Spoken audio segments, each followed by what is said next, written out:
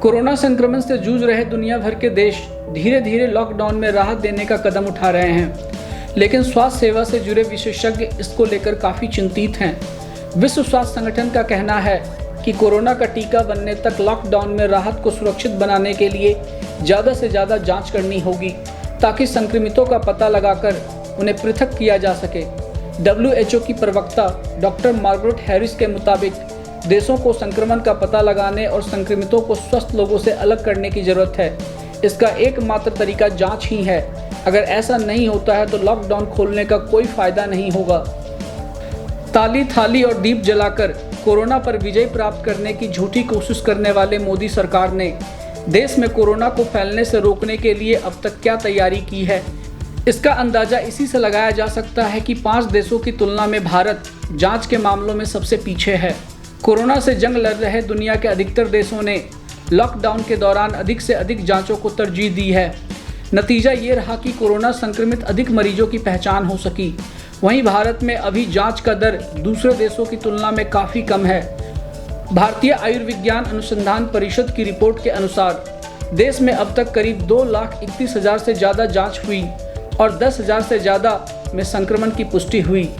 ICMR की report के अनुसार लॉकडाउन के 21 दिन में देश भर में रोज 11,047 लोगों की जांच हुई।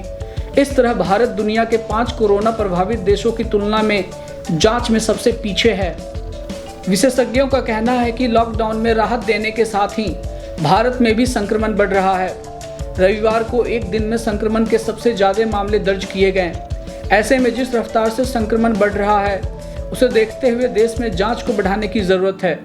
ICMR के मुताबिक एक महीने में अब तक देश में मात्र 6,25,309 टेस्ट हुए हैं। अमेरिका के मैरीलैंड विश्वविद्यालय में संक्रामक रोगों के प्रमुख फहीम यूनिस का कहना है कि संक्रमण पर काबू पाने के लिए भारत को एक महीने तक रोज कम से कम 1.5 लाख टेस्ट करने की ज़रूरत है। लेकिन हाल में आई एक रिपोर्ट ने सबको चौंका दिया है। रिपोर्ट में दावा किया गया कि भारत जांच मामलों में वैश्विक स्तर पर 5 देशों से पीछे चल रहा है।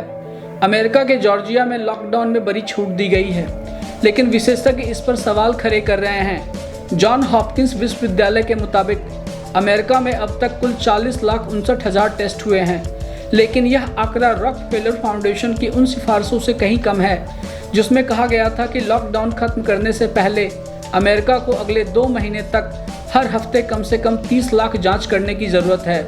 वहीं हार्वर्ड विश्वविद्यालय के मुताबिक लॉकडाउन खोलने और अर्थव्यवस्था को पटरी पर लाने के लिए देश को जून तक हर दिन 50 लाख टेस्ट करने होंगे। जॉन हॉपकिंस विश्वविद्यालय के मुताबिक अमेरिका में कोरोना संक्रमण के मामले के पॉजिटिव आने की दर 18.8% है। WHO का मानना है कि इतनी ज़्यादा दर यह दर्शाती है कि गंभीर रूप से बीमार लोगों की ही अस्पतालों में जांच हो रही है। WHO के मानकों के मुताबिक कुल टेस्टिंग के बाद अगर पॉजिटिव मामलों की दर 9% के आसपास या इससे नीचे होती है तो वहां जांच सही तरीके से हो रही है। भारत, अमेरिका और ब्रिटेन की तुलना में जर्मनी की स्थिति बेहतर है। जर्मनी के राष्ट्रीय स्वास्थ्य निकाय की सबसे बड़ी संस्था रॉबर्ट कोच इंस्टीट्यूट के मुताबिक 2 हफ्ते पहले तक यहां हर हफ्ते 4 लाख टेस्ट किए गए थे। इसके बाद देश ने अपने टेस्ट करने की क्षमता बढ़ाकर 7,30,000 कर ली थी। लॉकडाउन में राहत देने के साथ ही सरकार की यहां जांच की संख्या भी बढ़ाने की योजना है। खत्म हुए हफ्ते तक जर्मनी में 20 लाख से ज़्यादा टेस्ट हो चुके थे, जिनमें पॉजिटिव मामलों की दर 7.5% रही। यह WHO के मानकों के अनुरूप है।